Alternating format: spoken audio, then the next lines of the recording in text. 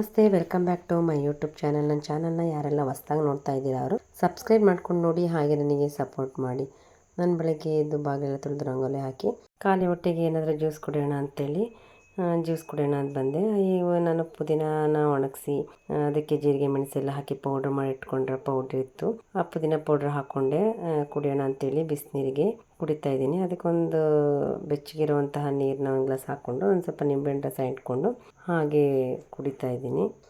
Juice ಕೂಡ ಆರೋಗ್ಯಕ್ಕೂ ಒಳ್ಳೆಯದು. ಹಾಗಾಗಿ ನಾನು ಇದನ್ನು ಬೆಚ್ಚಗಿರೋ ನೀರಿಗೆ ಹಾಕ್ಕೊಂಡು ಖಾಲಿ ಹೊಟ್ಟೆಗೆ ಕುಡಿದ ನಂತರ ನಾನಿಲ್ಲಿ ಬ್ರೇಕ್ಫಾಸ್ಟ್ ಏನಾದರೂ ಮಾಡಬೇಕಲ್ಲ ಅಂತೇಳಿ ಅನ್ಕೋತಾ ಇರುವಾಗ ಒಂದು ಸೋರೆಕಾಯಿ ಇತ್ತು. ಹಾಗಾಗಿ ನಾನು ಸೋರೆಕಾಯಲ್ಲಿ ಏನಾದರೂ ಮಾಡೋಣ ಅಂತೇಳಿ ತೊಗೊಂಡು ನೀಟಾಗೆಲ್ಲ ತೊಳೆದಿಟ್ಕೊಂಡಿದ್ದೀನಿ. ನಾನು ಒಂದು ಸೋರೆಕಾಯಿ ಇತ್ತು, ಚೆನ್ನಾಗಿತ್ತು ಎಳೆದಾಗಿ, ಅದನ್ನೊಂದು ತೊಗೊಂಡಿದ್ದೀನಿ. ಅದು ಒಂದೇನು ಬೇಡ ನನಗೆ, ಫುಲ್ಲು ಅರ್ಧ ಆದರೆ ಸಾಕು. ಅದನ್ನೆಲ್ಲ ನೋಡಿ ತೊಗೊಂಡು ಈ ಥರ ಸಿಪ್ಪೆ ಎಲ್ಲ ತೆಗೆದಿಟ್ಟು ನೀಟಾಗಿ ಅದನ್ನು ಕಟ್ ಮಾಡ್ಕೊತಾ ಇದ್ದೀನಿ. ಕಟ್ ಮಾಡಿಕೊಂಡು ಅದರ ಒಳಗಡೆ ತಿರುಳೆಲ್ಲ ಕಟ್ ಮಾಡ್ಕೊಳ್ಳೋಣ ಅಂತೇಳಿ ಕಟ್ ಮಾಡಿದೆ. ಅದು ಅಷ್ಟೊಂದೇನು ಬಲ್ತಿರಲಿಲ್ಲ, ಎಳೆದಾಗಿ ಇತ್ತು. ಸ್ವಲ್ಪನೇ ತಿರುಳು ಮೇಲೆ ತೊಗೊಂಡು ಅದನ್ನೆಲ್ಲ ನೀಟಾಗಿ ತೊಗೊಂಡು ತಿರುಳನ್ನ ತುರ್ಕೋಬೇಕು. ನಾನು ಇದನ್ನು ಕಟ್ ಮಾಡ್ಕೊಳ್ಳೋಕ್ಕಿಂತ ಮುಂಚೆ ಉಂಡೆನೇ ತುರ್ಕೊಂಡಿರೋ ಚೆನ್ನಾಗಿರ್ತಿತ್ತು ಅನ್ನಿಸ್ತು. ಯಾಕಂದರೆ ತಿರುಳು ಜಾಸ್ತಿ ಇರಲಿಲ್ಲ. ನನಗೆ ಅದು ಗೊತ್ತಾಗಲಿಲ್ಲ. ಫಸ್ಟ್ ತಿರುಳು ತೆಗೆಯೋಣ ಅಂತೇಳಿ ತೆಗೆದ್ಬಿಟ್ಟೆ. ಇವಾಗ ನಾನು ಅದನ್ನು ಪೀಸ್ ಮಾಡಿಕೊಂಡೆ ತುರ್ಕೋತಾ ಇದ್ದೀನಿ. ದಪ್ಪ ಸೈಡ್ ಯಾವ ಸೈಡ್ ಇದೆ ಆ ಕಡೆನೇ ತುರ್ಕೊಂಡು ಚೆನ್ನಾಗಿ ಇರಲಿಲ್ಲ. ದಪ್ಪದಾಗಿದ್ದಾಗ ತುಂಬಾ ಚೆನ್ನಾಗಿರುತ್ತೆ, ಆಮೇಲೆ ಬಾಯಿಗೆಲ್ಲ ಸಿಗುತ್ತೆ ಅಂತೇಳಿ ನಾನು ದಪ್ಪ ಕಡೆ ತುರಿ ಇರ್ತಾರೆ ಆ ಕಡೆನೇ ತುರಿದು ಇಟ್ಕೊಂಡಿದ್ದೀನಿ. ಅರ್ಧ ಸೋರೆಕಾಯಲ್ಲಿ ನನಗೆ ಇಷ್ಟು ತುರಿ ಸಿಕ್ಕಿದೆ. ಇದನ್ನು ಪಕ್ಕಕ್ಕೆ ಇಟ್ಕೊಂಡು ಒಂದೀಗ ಒಗ್ಗರಣೆ ಹಾಕ್ಕೊಳ್ಳೋಣ. ಇವಾಗ ನಾನು ಒಂದು ಬಾಣಲೆನ ಇಟ್ಟು ಅದನ್ನ ಕಾದ ನಂತರ ನಾನು ಸ್ವಲ್ಪ ಎಣ್ಣೆ ಹಾಕ್ಕೊಂಡಿದ್ದೀನಿ. ಒಂದು 2-3 ಸ್ಪೂನಷ್ಟು ಎಣ್ಣೆ ಹಾಕ್ಕೊಂಡು 1 ಸ್ಪೂನಷ್ಟು ತುಪ್ಪನೂ ಕೂಡ ಹಾಕ್ಕೊಂಡಿದ್ದೀನಿ. ತುಪ್ಪ ಹಾಕೋದ್ರಿಂದ ಫ್ಲೇವರ್ ಏನೋ ಚೆನ್ನಾಗಿರುತ್ತೆ ಅಂತೇಳಿ 1 ಸ್ಪೂನಷ್ಟು ತುಪ್ಪ ಹಾಕ್ಕೊಂಡಿದ್ದೀನಿ. ನಾನಿಲ್ಲಿ ಸಾಸಿವೆನ ಯೂಸ್ ಮಾಡಿಲ್ಲ, ಜೀರಿಗೆ ಹಾಕ್ಕೋತಾ ಇದ್ದೀನಿ. ಜೀರಿಗೆ ಹಾಕೋದ್ರೆ ಚೆನ್ನಾಗಿರುತ್ತೆ ಅಂತೇಳಿ ಜೀರಿಗೆ ಹಾಕ್ಕೊಂಡಿದ್ದೀನಿ. 1 ಮುಕ್ಕಾಲು ಸ್ಪೂನ್ ಅಷ್ಟೇ ಹಾಕ್ಕೊಂಡಿದ್ದೀನಿ ಜೀರಿಗೆ ಎಣ್ಣೆಯಲ್ಲಿ ಹುರಿದ್ಕೊಂಡು ಅದಾದ ನಂತರ ನಾನಿಲ್ಲಿ ಒಂದು 6-7 ಮೆಣಸಿನ್ಕಾಯಿನೂ ಕಟ್ ಮಾಡಿ ಇಟ್ಕೊಂಡಿದ್ದೆ. ಅದನ್ನು ಕೂಡ ಹಾಕ್ಕೊಂಡು ಎಣ್ಣೆ ತುಪ್ಪದಲ್ಲಿ ರೋಸ್ಟ್ ಮಾಡ್ಕೊತಾ ಇದ್ದೀನಿ. ನೀವೀಗ ಗೋಡಂಬಿನೂ ಕೂಡ ಹಾಕೋಬೋದು, ಆದರೆ ನಾನು ಗೋಡಂಬಿ ಹಾಕ್ಕೊಳ್ಳಿಲ್ಲ, ನಮ್ಮ ಮನೇಲಿ ಇಷ್ಟ ಇಲ್ಲ ಅಂತೇಳಿ ಕಡಲೆ ಬೀಜನೇ ಹಾಕ್ಕೊಂಡು ಹುರ್ಕೊತಾ ಇದ್ದೀನಿ. ಬಾಯಿಗೆ ತಿಂದಾಗ ಅದು ಕ್ರಿಸ್ಪಿ ಆಗೋ ಥರ ಕಡಲೆ ಬೀಜನ ಹುರ್ಕೊಳ್ಳಿ. ನಾನು ಅದ್ರ ಜೊತೆನೇ ಒಂದು 2-3 ಸ್ಪೂನಷ್ಟು ಕಡಲೆಬೇಳೆನೂ ಕೂಡ ಹಾಕೋತಾ ಇದ್ದೀನಿ. ಅದನ್ನು ಹಾಕ್ಕೊಂಡು ಎಣ್ಣೆಯಲ್ಲಿ ಫ್ರೈ ಮಾಡಿಕೊಂಡೆ. ನೀಟಾಗೆಲ್ಲ ಫ್ರೈ ಮಾಡಿಕೊಂಡು ನಾನಿಲ್ಲಿ ಕರಿಬೇವಿನ ಸೊಪ್ಪು ಕೂಡ ಹಾಕ್ಕೊಂಡಿದ್ದೀನಿ. ಕರಿಬೇವಿನ ಸೊಪ್ಪನ್ನ ಹಾಕ್ಕೊಂಡು ಹಾಗೆ ಫ್ರೈ ಮಾಡ್ಕೊಳ್ಳಿ. ಮತ್ತು ನಾನಿಲ್ಲಿ ಶುಂಠಿ ಬೆಳ್ಳುಳ್ಳಿ ಪೇಸ್ಟ್ನು ಕೂಡ ಹಾಕೋತಾ ಇದ್ದೀನಿ. 1 ಸ್ಪೂನಷ್ಟು ಶುಂಠಿ ಬೆಳ್ಳುಳ್ಳಿ ಪೇಸ್ಟ್ ಹಾಕೋತಾ ಇದ್ದೀನಿ. ಇದನ್ನು ನಾನು ತುಂಬ ನುಣ್ಣಗೆ ಪೇಸ್ಟ್ ಮಾಡಿಲ್ಲ, ತರಿಯಾಗಿ ಪೇಸ್ಟ್ ಮಾಡ್ಕೊಂಡಿದ್ದೀನಿ. ಪೇಸ್ಟ್ ಮಾಡ್ಕೊಂಡು ನೋಡಿ ಈಗ ಎಣ್ಣೆ ಒಳಗೆ ಅದನ್ನು ಹಾಗೆ 1-2 ಸೆಕೆಂಡು ರೋಸ್ಟ್ ಮಾಡ್ಕೊತಾ ಇದ್ದೀನಿ.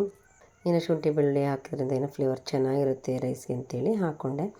ಇದು ಫ್ರೈ ಆದ ತಕ್ಷಣ ನಾನಿಲ್ಲಿ ತುರಿದು ಇಟ್ಕೊಂಡಿದ್ನಲ್ಲ ಇದು ಸೋರೆಕಾಯಿನ, ಅದನ್ನು ಕೂಡ ಹಾಕ್ಕೊಂಡು ಹಾಗೆ 1-2 ಸೆಕೆಂಡ್ ಬಾಡಿಸ್ಕೊಳ್ತಾ ಇದ್ದೀನಿ. ಮತ್ತು ಅದ್ರ ಜೊತೆನೇ ಒಂದು ಚಿಟಿಕೆಯಷ್ಟು ಅರಿಶಿನ ಪುಡಿನೂ ಕೂಡ ಹಾಕೋತಿದ್ದೀನಿ. ನಂತರ ಕಲರು ಚೆನ್ನಾಗಿರುತ್ತೆ ಅಂತೇಳಿ ಹಾಕ್ಕೊಂಡೆ. ಅರಿಶಿನ ಪುಡಿನ ಹಾಕ್ಕೊಂಡೆಲ್ಲ ಚೆನ್ನಾಗಿ ಮಿಕ್ಸ್ ಮಾಡ್ಕೊಳ್ಳಿ. ಅದ್ರ ಜೊತೆನೇ ನಾನು ಉಪ್ಪನ್ನು ಕೂಡ ಆ್ಯಡ್ ಮಾಡ್ಕೊತಾ ಇದ್ದೀನಿ. ಹಾಕ್ಕೊಂಡು ಮಿಕ್ಸ್ ಮಾಡ್ಕೊಳ್ಳಿ, ಎಲ್ಲ ಚೆನ್ನಾಗಿ ಮಿಕ್ಸ್ ಮಾಡಿಕೊಂಡು 1-2 ಸೆಕೆಂಡ್ ಹಾಗೆ ಬಾಡಿಸ್ಕೊಳ್ಳಿ. ಸೋರೆಕಾಯಿ ಅಂತೂ ತುಂಬಾ ಒಳ್ಳೆಯದು. ಇದರಲ್ಲಿ ನಾರಿನಂಶ ಎಲ್ಲ ಇರೋದ್ರಿಂದನೇ ಚೆನ್ನಾಗಿರುತ್ತೆ. ಆಮೇಲೆ ಇದಕ್ಕೆ ಜ್ಯೂಸ್ ಎಲ್ಲ ಮಾಡಿಕೊಂಡ್ರೂ ಕೂಡ ಸೋರೆಕಾಯಲ್ಲಿ ಆರೋಗ್ಯಕ್ಕೂ ಕೂಡ ಒಳ್ಳೆಯದು. ನೀವು ಜ್ಯೂಸು ಕೂಡ ಮಾಡ್ಕೊಂಡು ಕುಡಿಯೋರು ಕುಡಿಬೋದು, ಇಲ್ಲಿ ಈ ಥರ ಮಾಡ್ಕೊಂಡು ತಿನ್ಬೋದು. ಗೊತ್ತೇ ಆಗೋದೇ ಇಲ್ಲ ಸೋರೆಕಾಯಿ ಯೂಸ್ ಮಾಡಿದ್ವಾ ನಾವು ಅಂತ. ಈಗ ನಾನು ಕಟ್ ಮಾಡಿ ಇಟ್ಕೊಂಡಿರೋವಂಥ ಕೊತ್ತಂಬರಿ ಸೊಪ್ಪನ್ನು ಕೂಡ ಹಾಕ್ಕೊಂಡು ಹುಳಿಯ ಅಂಶನೂ ಚೆನ್ನಾಗಿರುತ್ತೆ ಅಂತೇಳಿ ಹುಳಿಯಾಗಿದ್ದರೆ ಒಂದು ಅರ್ಧ ಹೋಳಷ್ಟು ನಿಂಬೆಹಣ್ಣು ಕೂಡ ಹಿಂಡ್ಕೊತಾ ಇದ್ದೀನಿ. ಹಿಂಡ್ಕೊಂಡೆಲ್ಲ ಚೆನ್ನಾಗಿ 1-2 ಸೆಕೆಂಡ್ ಹಾಗೆ ಎಲ್ಲ ಮಸಾಲೆ ಮಿಕ್ಸ್ ಮಾಡ್ಕೊತಾ ಇದ್ದೀನಿ. ಈಗ ನೋಡಿ ಎಲ್ಲ ಮಸಾಲೆ ಮಿಕ್ಸ್ ಆಗಿದೆ. ಈ ಮಿಕ್ಸ್ ಆಗಿರೋ ಮಸಾಲೆಗೆ ನಾವು ಅನ್ನ ಕಲಿಸ್ಕೊಳ್ಳೋಣ. ನಾನಿಲ್ಲಿ ಕುಕ್ಕರಲ್ಲಿ ಅನ್ನ ಮಾಡಿಟ್ಟಿದ್ದೆ. ಅನ್ನ ಬಿಸಿ ಇರೋದ್ರಿಂದ ನಾನು ಇನ್ನೊಂದು ಪಾತ್ರೆಗೆ ಆರಲಿ ಅಂಥೇಳಿ ಹಾಕೋತಾ ಇದ್ದೀನಿ, ಹುರುಡಿಯಾಗಿ ಬರುತ್ತೆ ಅಂಥೇಳಿ. ಈಗ ನೋಡಿ ಸ್ವಲ್ಪ ಬಿಸಿ ತುಂಬಾ ಇದ್ದರೆ ಮೆತ್ತಗೆ ಅನಿಸ್ಬಿಡುತ್ತೆ. ಹಾಗಾಗಿ ಈ ಥರ ಸ್ಪ್ರೆಡ್ ಮಾಡೆಲ್ಲ ಇಟ್ಟರೆ 1-2 ಸೆಕೆಂಡು ಹುರುಡಿ ಅನಿಸುತ್ತೆ. ಆದಷ್ಟು ಹುಡಿ ಇದ್ರೇ ಒಳ್ಳೆಯದು. ಇವಾಗ ನಾನು ಈ ಮಸಾಲೆನ ಅನ್ನದ ಜೊತೆ ಹಾಕ್ಕೊಂಡು ಕಲಿಸ್ಕೊತಾ ಇದ್ದೀನಿ. ನೀಟಾಗಿ ಎಲ್ಲನೂ ಕಲಿಸ್ಕೊಳ್ಳಿ. ನಾನು ಇಲ್ಲಿ ನೋಡಿದಾಗೆ ಎಲ್ಲ ಕಲಿಸ್ಕೊಂಡು ಇಟ್ಕೊಂಡೆ. ತುಂಬ ಚೆನ್ನಾಗಿದೆ. ನೀವು ಈ ರೀತಿಯಾಗಿ ಈಸಿಯಾಗೂ ಕೂಡ ಮಾಡ್ಕೋಬೋದು. ಸೋರೆಕಾಯಿ ಚಿತ್ರಾನ್ನ ಅಂತ ನಾನು ಹೇಳ್ಬೋದು, ಸೋರೆಕಾಯಿ ರೈಸ್ ಅಂತ. ನಾನು ಇದನ್ನು ಬ್ರೇಕ್ಫಾಸ್ಟಿಗೆ ಇಟ್ಟಿದ್ದೆ. ಅದ್ರ ಜೊತೆ ಕ್ಯಾರೆಟು ಮತ್ತು ಸೌತೆಕಾಯಿ ಇತ್ತು, ಮಿಕ್ಸ್ಚರೆಲ್ಲ ಹಾಕಿ ತಿಂತಾಯಿದ್ದೀನಿ. ನೋಡಿ ಟೇಸ್ಟ್ ಮಾಡ್ತಾಯಿದ್ದೀನಿ, ತುಂಬಾ ಚೆನ್ನಾಗಿದೆ. ನಿಂಬೆಹಣ್ಣೆಲ್ಲ ಹಾಕಿರೋದ್ರಿಂದ ಶುಂಠಿ ಬೆಳ್ಳುಳ್ಳಿ ಪೇಸ್ಟ್ ಫ್ಲೇವರ್ ಎಲ್ಲ ತುಂಬಾ ಚೆನ್ನಾಗಿ ಅನ್ನಿಸ್ತು. ನೀವು ಈ ರೀತಿಯಾಗಿ ಈಸಿಯಾಗೂ ಕೂಡ ಮಾಡ್ಬೋದು, ಹೆಲ್ದಿಯಾಗೂ ಇರುತ್ತೆ ಮತ್ತು ಮಕ್ಳಿಗೂ ಕೂಡ ಗೊತ್ತೇ ಆಗೋಲ್ಲ ಸೋರೆಕಾಯಿ ಅಂತ.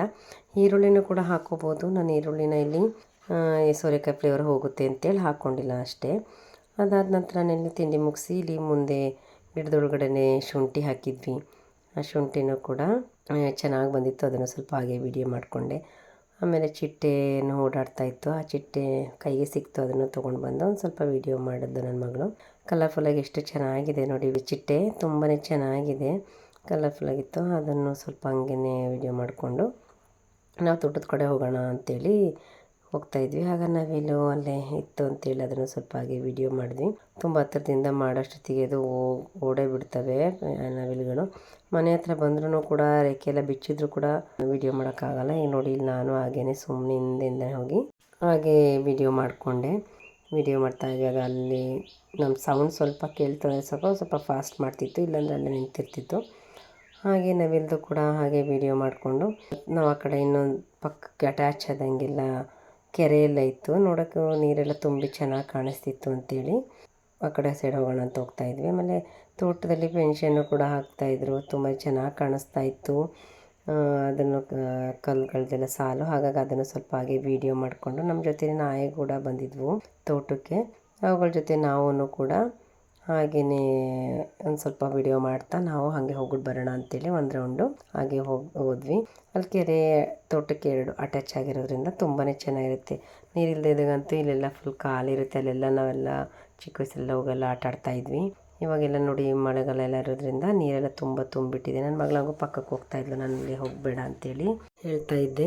ಮಳೆಗಾಲ ಇರೋದ್ರಿಂದ ಜಾರ್ಬಿಟ್ಟು ಅದು ಬೇರೆ ಏನಪ್ಪ ಅಂತೇಳಿ.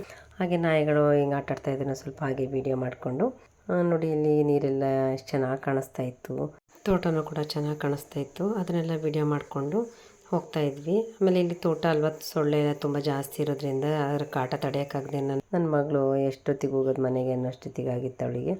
ಹಂಗೂ ಫಾಸ್ಟಾಗಿ ಹೋಗ್ಬಿಡ್ತಾ ಇದ್ಲು ಅವಳು. ಹಿಂದೆಯಿಂದ ನಾನು ಸ್ವಲ್ಪ ವಿಡಿಯೋ ಮಾಡಿದೆ, ಅವಳಿಗೆ ಗೊತ್ತೇ ಇಲ್ಲ ನಾನು ವಿಡಿಯೋ ಮಾಡಿರೋದು. ವಿಡಿಯೋ ಮಾಡ್ಕೊಂಡು ಬರ್ತಾ ತೋಟದೊಳಗೆ ಓಪನ್ ಬಾವಿ ಇತ್ತು, ಅದನ್ನು ಕೂಡ ಹಾಗೆ ಸ್ವಲ್ಪ ವಿಡಿಯೋ ಮಾಡಿದೆ. ಇದನ್ನು ಚಿಕ್ಕ ವಯಸ್ಸಲ್ಲಿ ಇಲ್ಲೆಲ್ಲ ನಮ್ಮ ತಾತ ಮೀನು ಬಿಡಿಸ್ತಾ ಇದ್ದಿದ್ದೆಲ್ಲ ನೆನಪಾಯಿತು. ಅದನ್ನೆಲ್ಲ ನೆನ್ಕೊಂಡು ಮತ್ತು ಇಲ್ಲಿ ನಾಯಿನೂ ಕೂಡ ಓಡ್ತಾ ಇತ್ತು, ಅದನ್ನು ಸ್ವಲ್ಪ ಹಾಗೆ ವಿಡಿಯೋ ಮಾಡಿದೆ. ಮತ್ತು ಮನೆಗೆ ಬಂದು ಟೀ ಎಲ್ಲ ಮಾಡಿಕೊಂಡು ಟೀ ಕುಡಿಯೋಣ ಅಂತೇಳಿ ಟೀ ಕುಡಿತಾಯಿದ್ದೆ. ಅದ್ರ ಜೊತೆಗೆ ಸ್ವಲ್ಪ ನಿಪ್ಪಿಟ್ಟು ಕೂಡ ಇತ್ತು, ನಿಪ್ಪಿಟ್ಟನ್ನು ಹಾಗೆ ತಿಂತಾ ಟೀ ಕುಡಿದ್ವಿ. ಇವತ್ತಿನ ವಿಡಿಯೋ ಇದಾಗಿತ್ತು. ಈ ವಿಡಿಯೋ ಹೇಗಿತ್ತು ಅಂತೇಳಿ ಕಮೆಂಟ್ ಬಾಕ್ಸಲ್ಲಿ ಕಮೆಂಟ್ ಮಾಡಿ. ರೆಸಿಪಿನೂ ಕೂಡ ಹೇಗಿತ್ತು ಅಂತೇಳಿ ಕಮೆಂಟ್ ಮಾಡಿ, ಲೈಕ್ ಮಾಡಿ, ಶೇರ್ ಮಾಡಿ. ನನ್ನ ಚಾನಲ್ನ ಯಾರೆಲ್ಲ ಸಬ್ಸ್ಕ್ರೈಬ್ ಮಾಡ್ಕೊಂಡಿಲ್ಲ ಅವರು ಸಬ್ಸ್ಕ್ರೈಬ್ ಮಾಡ್ಕೊಳ್ಳಿ. Thank you.